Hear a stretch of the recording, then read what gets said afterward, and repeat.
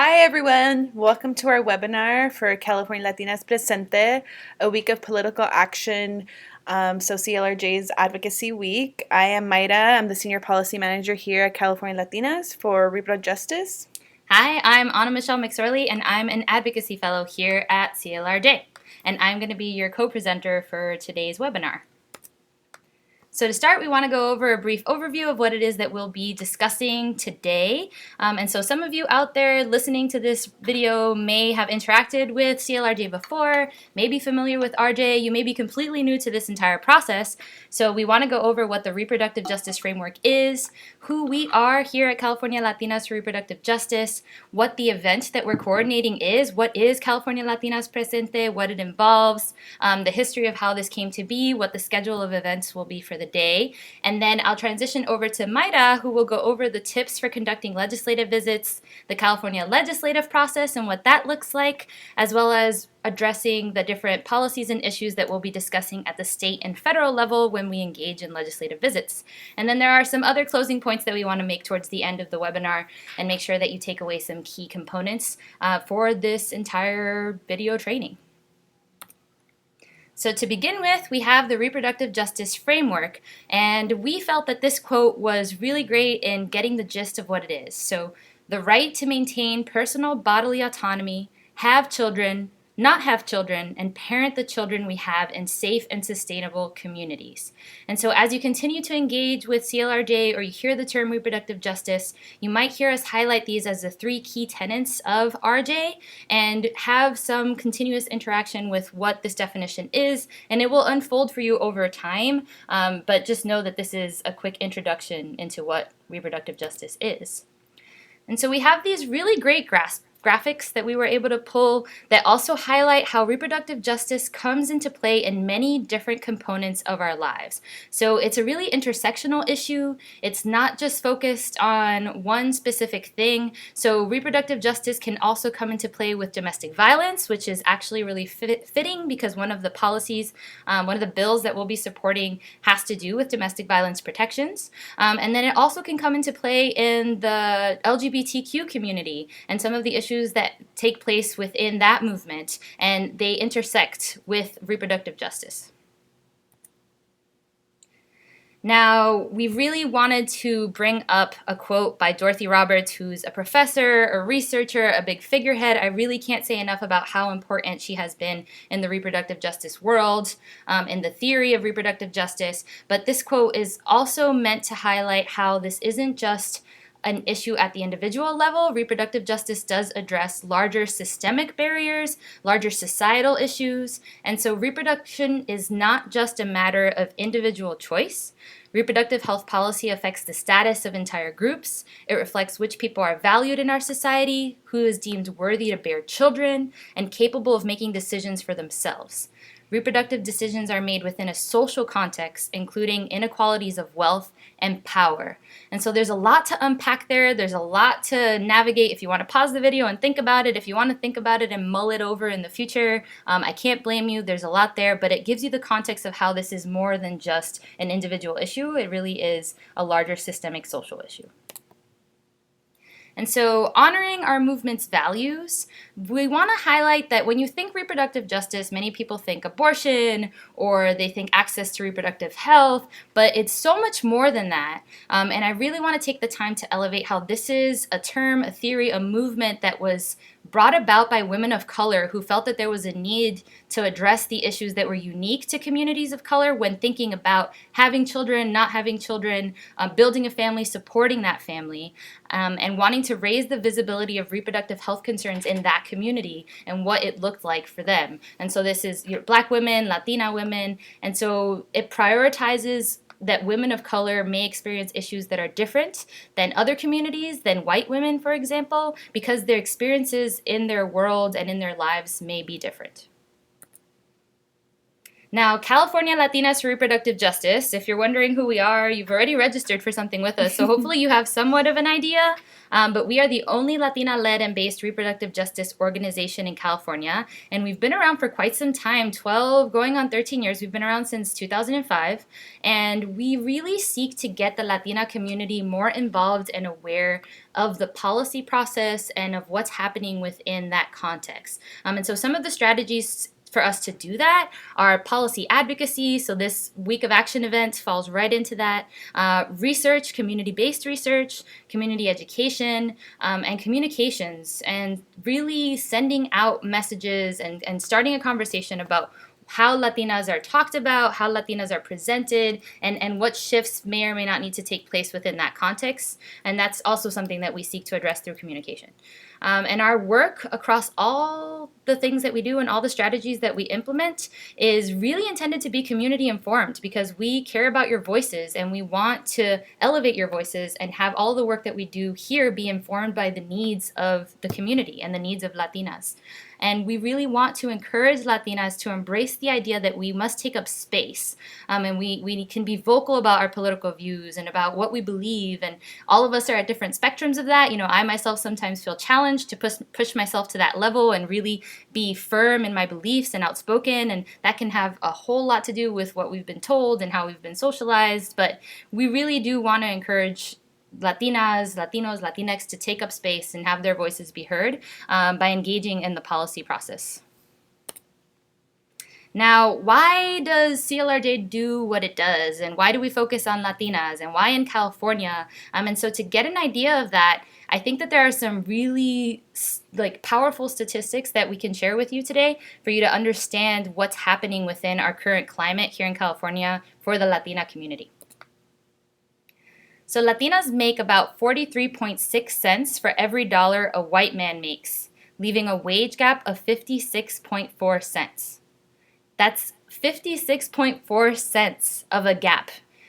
And when we're thinking about economic security, how can you have economic security when you're making significantly less, even when you're in a similar position? So despite Latinas representing 11% of California's civilian labor force, and over a third of the female civilian labor force, we continue to be concentrated in the lowest paying occupations and thus more likely to be found in the low income group.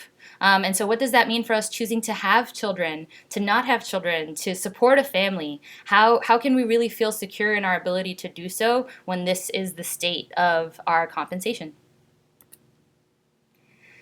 Latinas are 2 times as likely as white women to report having no usual source of care and to report delaying or forgoing needed medical care. So twice as likely. Why might this be the case? Well, health insurance plays a large part. Latinas as a group continue to have high uninsured rates, underinsured rates, and in large part because they are concentrated in jobs that do not offer health insurance, or they don't qualify for the benefits that are offered. And so here again is another example of where other issues can intersect with a woman's ability to support a family, right? So if you have access to health insurance or not can also largely relate to whether or not you have a job and how much economic security you have and how many resources you can dedicate to having coverage. And then whether or not you have coverage comes into play when you're thinking about seeking services and seeking reproductive health services and what quality of services are accessible to you. Latinas in California are the least likely of all women to complete a bachelor's degree or higher at just 12%. 12%. So when you're thinking about education, while nearly half of public high school graduates in California were Latinas, they are the least likely to complete a bachelor's degree. So what's happening? What systemic issues exist? If they want to pursue an education, what is preventing it from happening? And how does that relate to choosing to have a family and economic security and job opportunities in the future? And that is why Latinas, that is why California, that is why we do what we do. And so California Latinas Presente is intended to be a community event that allows you all to participate and engage in the policy advocacy process. And so to give you a little bit of context of what this has been in the past, Advocacy Day has been happening now at CLRJ for nearly 10 years, and it really invites the members of the Latina, Latino, Latinx community to meet with legislators and talk to them about the issues that affect the community and share their stories and share their perspective. And community members receive training in the basics of reproductive justice, California policy process, and legislative visits, just like we're doing now in this webinar. And then after receiving that, the group of us come together and speak to legislators. And so in years past, it's been over 100 Latinas that come together and allies to share their stories. Now think and visualize that powerful force. 100 Latinas together on a plane, heading to Sacramento and conducting these visits and in legislators' faces. Talk about taking up space. And so this day is really meant to promote Latinas' involvement in the policy process in a very meaningful way. And so we've decided as an organization to shift and start a new structure this year. And so we've shifted to a week of political action. And that's because there's some barriers to traveling to Sacramento, right? So if you think about it, it's expensive, it's really time consuming, it's difficult to coordinate, there's a lot of moving pieces. And one of the main things that we want all of you to take away from this presentation, from participating in this event, is that you can do this too, without CLRJ coordinating it. So advocacy can happen in your own backyard. And so we've decided that these regional visits can allow Latinas and community members to really engage with legislators and staffers in their hometowns and in their regional districts so that they can see how accessible these visits can truly be and these representatives truly are. And so we've been focusing now on San Diego, Los Angeles, the Bay Area, and the Central Valley, and all of you listening on this webinar will be conducting visits in one of those 4 regions. And again, the intention is to build power in your local community. And we don't all have to travel to Sacramento. There are other ways to advocate. So some of the key components of your participation in California Latinas Presente includes this pre-training video, which thank you for joining us. You're all participating. Awesome. And a new component that we've added as part of this new week of political action is a social gathering in all 4 regions that is taking place the night before your visits are happening so that you get the chance to network with other like-minded Latinas, you get the chance to laugh and eat and listen to great music and really get to know the other members that will be participating on your team in your visits, and see what that common experience is and where you might have commonalities and have this space to discuss things that might not necessarily be discussed in other spaces. And then after these social events in each region, there's a day of action where you're coming in person to do a hands-on training. It will have like the brief talking points that we'll be addressing for the day. Maida will go into more specifics of what that's going to look like. You're going to have breakfast and lunch, so food is provided, and the visits with federal and state legislators will be taking place after that pre-training in the morning. And again, Maida will go into more specifics about that. And then there's going to be a post-event debrief where participants in all 4 regions will be on the phone, so all of us will get to chat and meet each other and talk about what the experience was like, what went well, what didn't go so well, how we can continue to have this event in the future, and how to best support the Latina community. So here you'll see the schedule. You've received this via email. You've seen this in the registration page, pre-registration page. You've seen this in a lot of places, but I just wanted to flash this on the screen to be sure everyone knew the dates and times for each of the regions and when you will be conducting those socials and visits. And then when thinking about where these are located geographically, San Diego and LA County are massive, so I can understand if you're wondering where. So just to give you some context, the training and the social gathering will be happening in central San Diego, so the college area. In Los Angeles, it'll be in northeast and downtown LA. In the Bay Area, we're including Alameda County and San Francisco County, so we'll be engaging in activities in downtown Oakland. And then in the Central Valley, we'll be mostly in Fresno and Madera, and so we will have the training and social in downtown Fresno. So you may be wondering what to wear and how to come dressed. For the social, we're not giving you a dress code. Come as you please, be colorful, be you.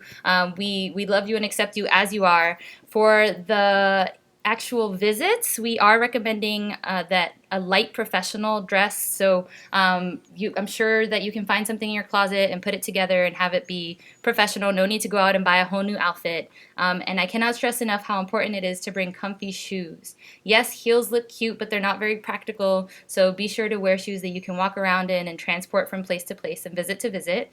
For those of you out there who have interacted with CLRJ in the past and already have swag and have t-shirts, please feel free to wear that, represent and own it.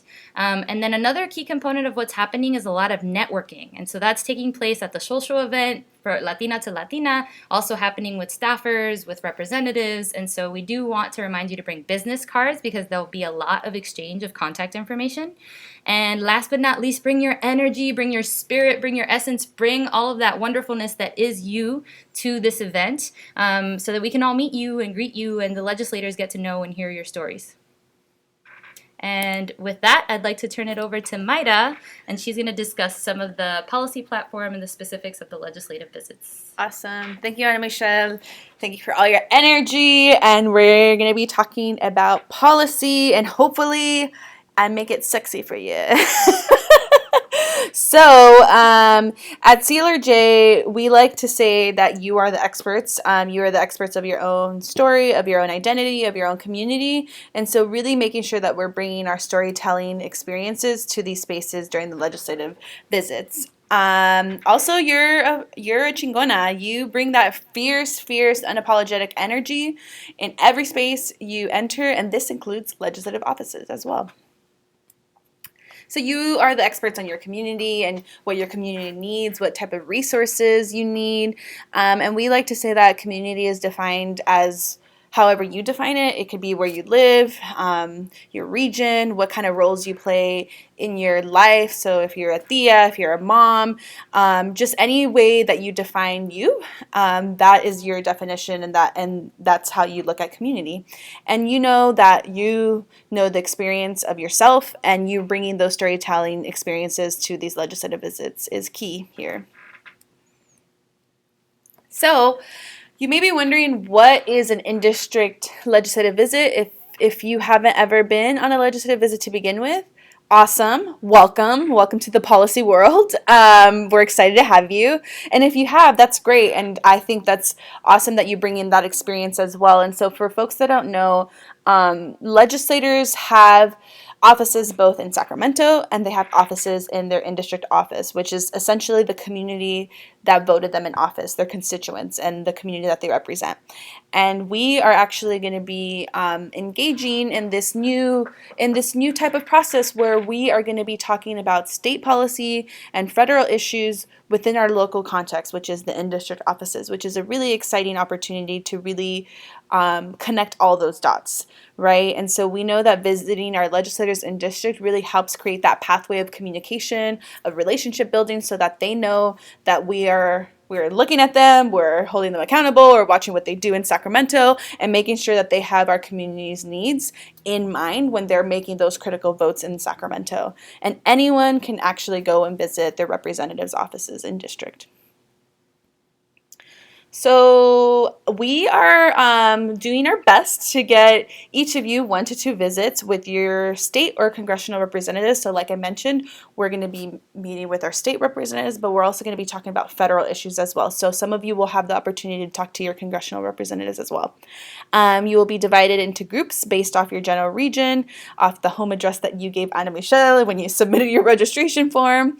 The visit schedules will be available the day of your training, so you'll have an idea of which offices you're going to be hitting up.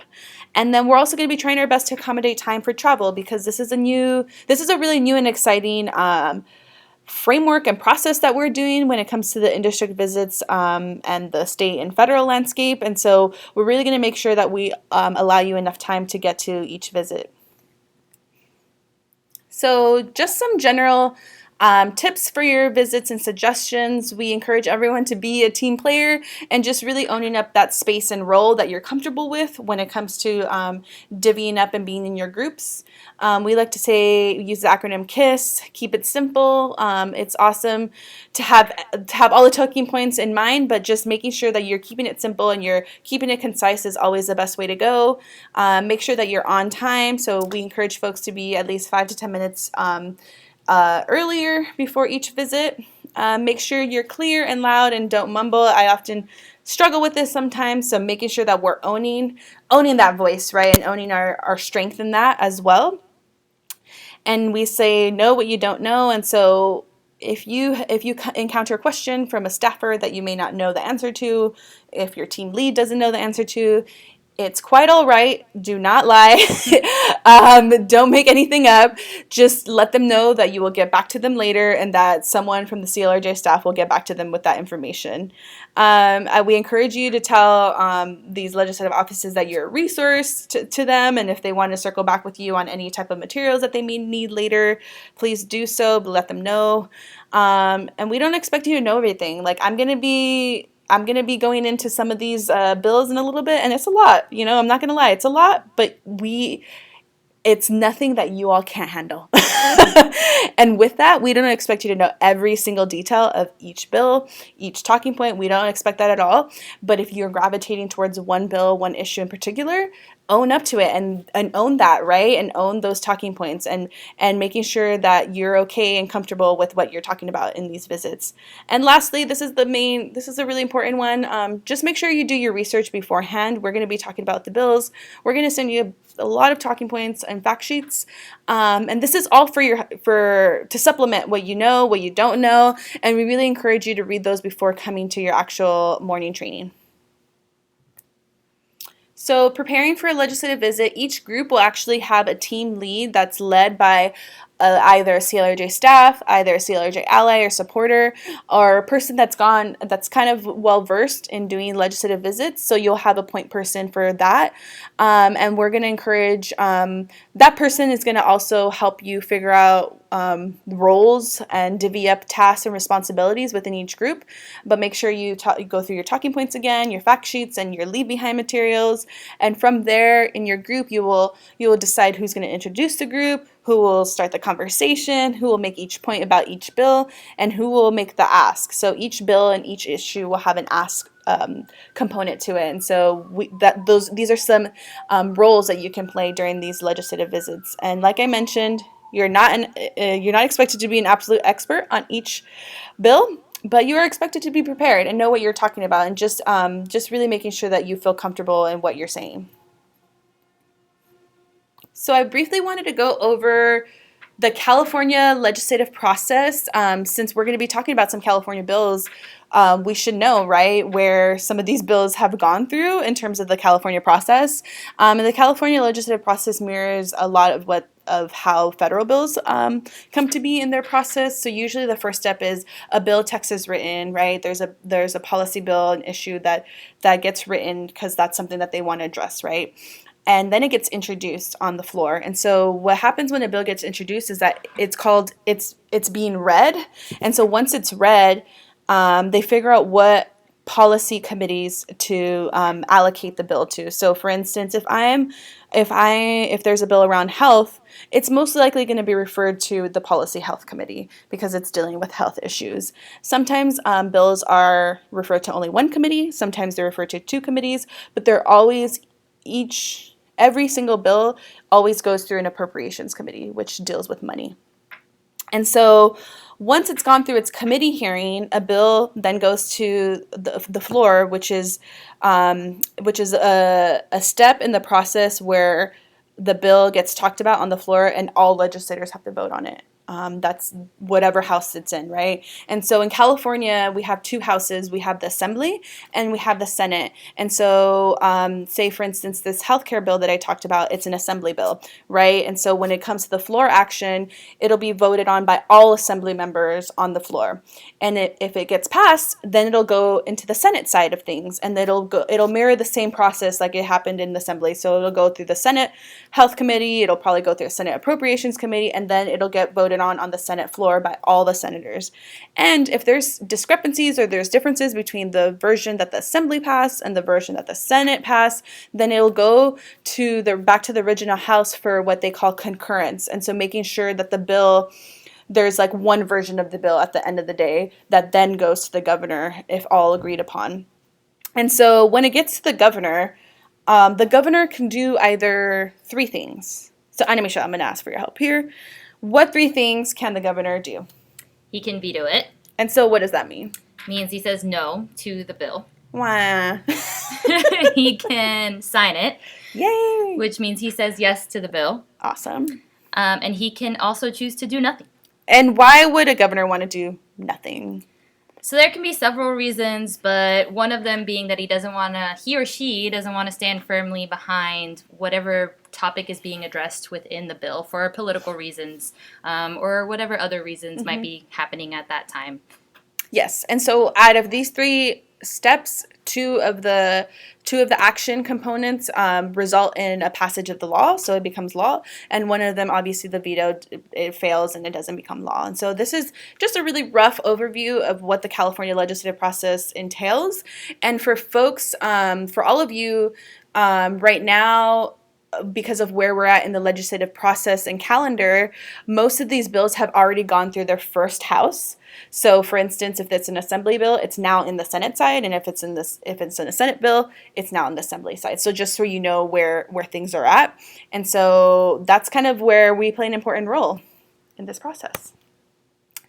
So that leads into this next question, where do we all fit into this, right? So there's legislators, there's assembly members, there's senators. They all hold a lot of power. Well, Maida, I have a question though. How many Latinas are in this process? Yeah, okay. That's a great question. So in the assembly, we actually have 80 assembly members. And in the Senate, just think about it as half. So 40 senators, which totals 120 legislators in our California legislature. So out of 120 people, and knowing that we have roughly around 7.5 million Latinas in California, how many legislators do you think in our California legislature identify as being Latina? I know the answer. I wish that it was much, much higher, but it's actually 10. Correct. So we sadly only have 10 Latina assembly members, and that's only in the assembly. We have 0 representation in the Senate side of things, and so we really have a lot of work to do when it comes to representation and when it comes to having 7.5 million Latinas in our state, and there's only 10 Latina legislators. We have a lot of work to do when it comes to representation. So thank you for that, Animisha. Sure, thank you, Maida. And so where we all fit into this process, basically in the California legislative process that we just showed you, constituents fit into every step. You can take action, you can make your voices heard once the bill is introduced, once it's heard in committee, once it's voted on the floor. Every step is super important to making sure that legislators are hearing you. They're taking tabs on this bill, like a lot of my constituents support. So that's going to influence my vote decision, right? And so we have a huge role to play when it comes to this advocacy week, because we are talking to our legislators, we're in their offices, and we're letting them know what's on our minds, right? What do we support and what do we don't support, and what do we need more resources on? And so I just wanted to also make sure that we elevate the fact that elected officials, they work for us. So pretty much we're their bosses. So we can hold them accountable to whatever actions they do or they don't do on behalf of us. And so making sure that we also have that in mind when we're going into these visits. So now we know what to expect, kind of an overview of the legislative process, some do's and don'ts, possibly leaving our high heels at home. We're going to be talking a little bit about what to expect when it comes to the bills and issues that we're going to be talking about. So we are going over 4 state bills and 4 federal issues. So for the state, we have 4 California state bills. The first one is Assembly Bill, so AB 569, being authored by Assemblywoman Gonzalez Fletcher. It's called the Reproductive Health Non-Discrimination Act. The second bill is AB 557, which is being authored by Assemblymember Rubio, which is called the Survivors of Abuse. The next bill is Senate Bill, so SB 179, being authored by Senator Tony Atkins, and that is called the Gender Recognition Act. And the last bill that we're going to be talking about in the state is SB 29, which is being authored by Senator Lara, the Dignity Not Detention Act.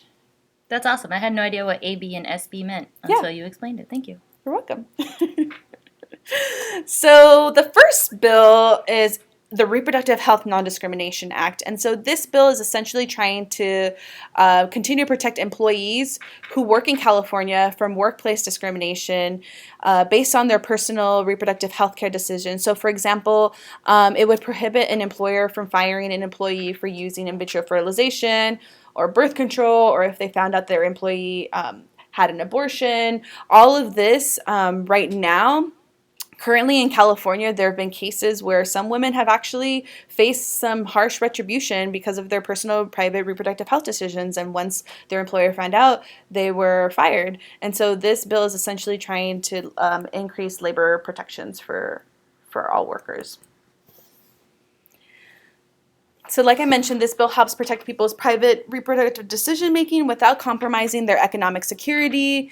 And we know just from reflecting on the stats that Ana Michelle gave us in terms of the wage gap, in terms of where Latinas are concentrated, in terms of our labor, it's crucial that we continue advocating for policies that strengthen labor protections for women and ensuring that Latinas have dignity, rights, and privacy when it comes to their workplaces, right? And so we know that when Latinas and all folks, especially women of color, have economic security and equity, that is crucial to us being able to own our reproductive health decisions and being able to have a critical role and voice in what our futures can look like, right? And this bill, lastly, is just simply about fairness. People should not be judged based off their personal private reproductive health decisions at work. They should be judged off other things like performance and nothing in terms of their personal reproductive health decisions. The second bill that we want to talk about is survivors of abuse, and this bill is touching upon what in California is the CalWORKs program. So the CalWORKs program here in California is our state's welfare to work program, and so it really helps folks who are low income, who are struggling, who are living in poverty to be able to figure out a pathway out of that. And so right now, this bill is trying to amend certain guidelines or certain requirements that are needed if you're an applicant or recipient of CalWORKs, that you're able to waive these certain program requirements if you are in a situation of violence, if you're in a situation of domestic violence, intimate partner violence, in order for you to safeguard. It's pretty much survival for some of these folks. And so this bill is trying to amend certain codes to allow for us to support survivors.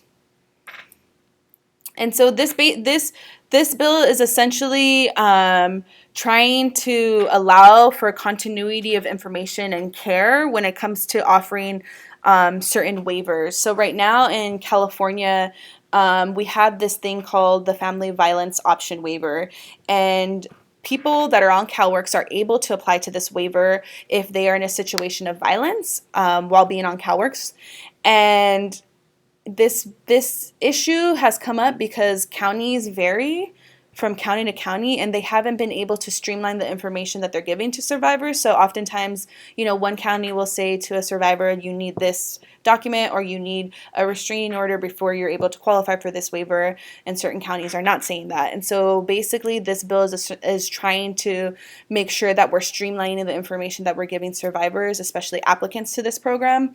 And this is crucial for Latinas, Latinos, the Latino community, because around 58% of those who apply to the CalWORKs program identify as being Latina, Latino.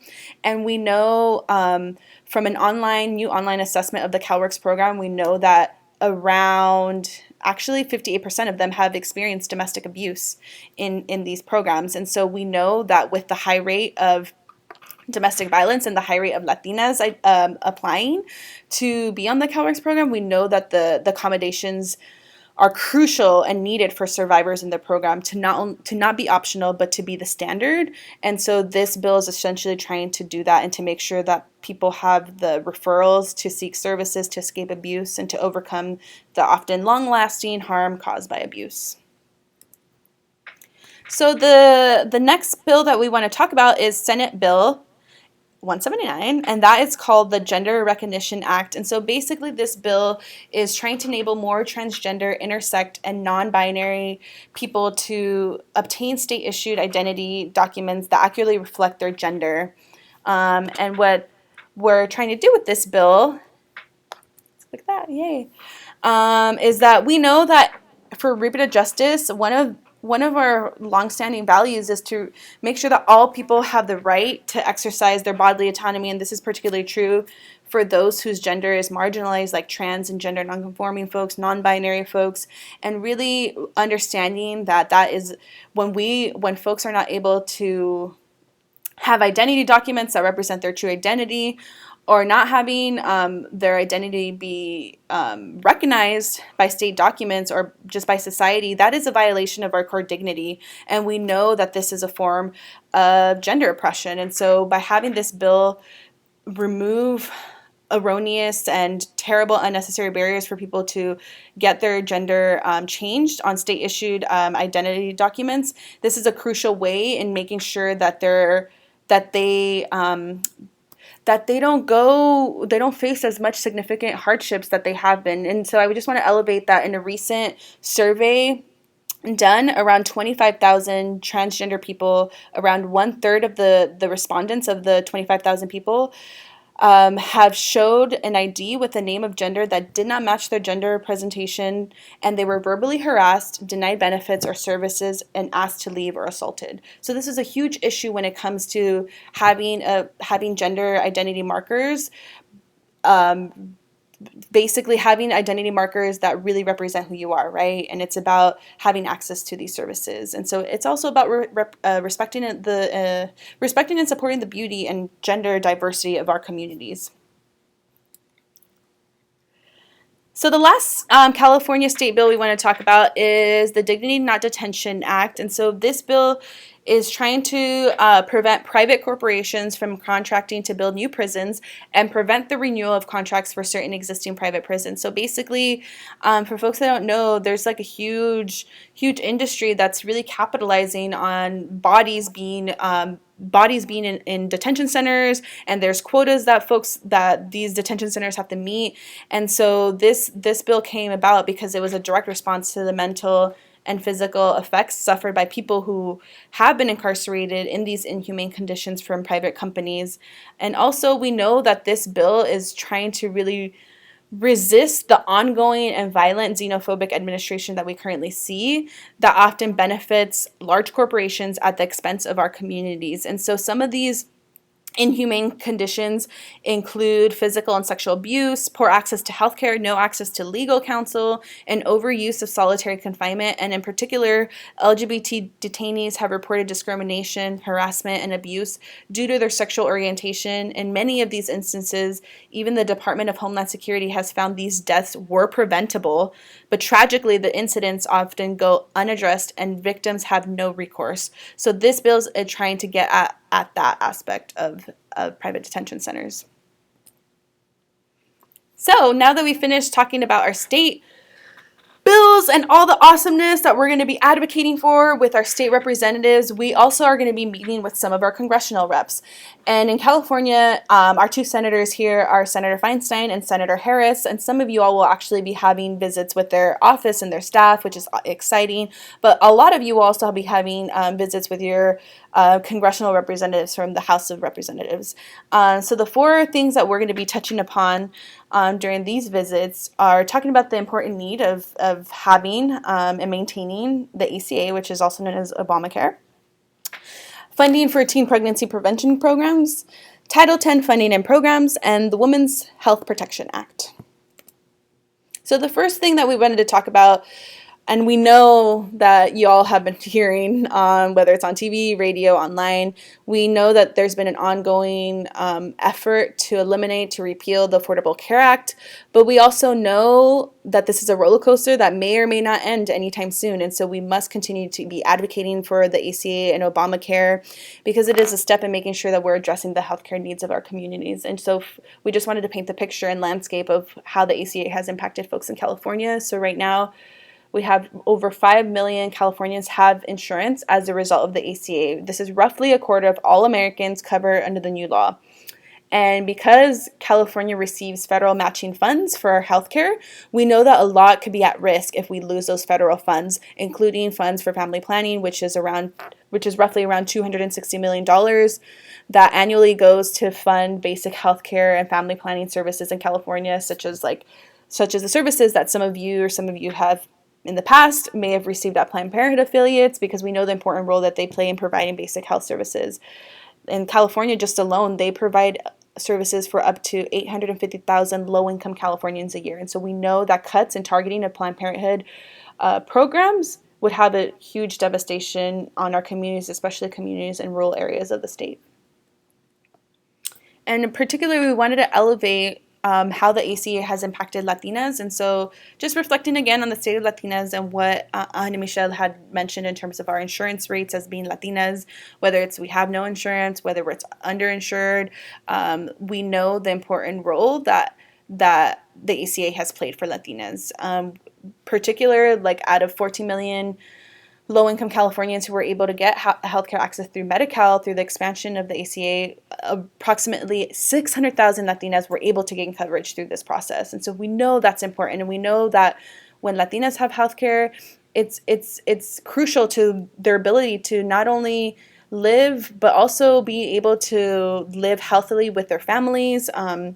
And so having 600,000 Latinas gain access to this expansion is huge. And so we know that the repeal of these programs would leave a lot of low-income Latinas and other women without access to valuable reproductive and preventative health services like contraception, while women exams, breastfeeding support and supplies, like all of this could be at stake if we continue seeing the current federal administration's antics and political gains.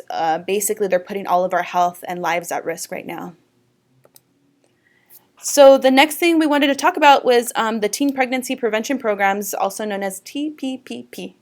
TP cubed, I guess. So for folks that don't know, the Trump administration actually quietly eliminated $213 million, roughly $213.6 million in teen pregnancy prevention programs and research at more than 80 institutions around the country. And this includes the Children's Hospital here in Los Angeles and Johns Hopkins University. And so we know that the loss of these funds has a huge impact on young people in our community. And for us at CLRJ, we have a program here, an initiative called Justice for Young Families Initiative, which really seeks to elevate and uplift the dignity, rights, and health of pregnant and parenting youth. We know that these programs are often helpful for our existing parent leaders to make sure that they are able to have the resources they can to make the best decisions for their health and also their families, right? And so not only did these cuts affect 600,000 young people, it also impacted a lot of trained professionals, and so that means fewer jobs for folks that work in this field and reducing partnerships across communities across the country. And this really just takes up 10 steps backwards in normalizing youth sexuality as a healthy part of development, and really pushes us further from addressing the tangible needs and support that all youth need and deserve. The next thing we want to talk about is also funding for our Title X Federal Family Planning Program. So for folks that don't know, this family planning program helps us with our family planning services such as STDs, testing, counseling, breast and cervical cancer screenings, and basically community outreach to 1 million low-income women, men, and youth in California. So basically the services that Planned Parenthood also provides, this includes Title X funding. So all of this is connected, right? And so in California, there's around 350 community health centers that participate in the Title X program. So they help to offer all of these services listed above. And once again, Congress has voted 6 times to end this program. And this past July, the House Appropriations Committee voted again to eliminate the Title X program. So we know the important role that having this access to services, to information, to just crucial resources for us to be able to live healthily and to be able to own our decisions when it comes to reproductive health. All of this is at stake again, and so we want to make sure that we're also taking a stand to protect access to quality sexual and reproductive health care for all. So now that I've talked a lot about the defense, right? It seems like a lot of the work we're doing at the federal level is defending. We want to also highlight something that's trying to proactively advance something for us on the federal level, and that's the Women's Health Protection Act. So the Women's Health Protection Act would preserve and protect access to safe, legal, essential reproductive health care and ensure that the constitutional right of every woman in the U.S. are secure no matter where she lives. And this legislation creates federal protections against state restrictions that threaten women's health and intrude upon her personal decision making.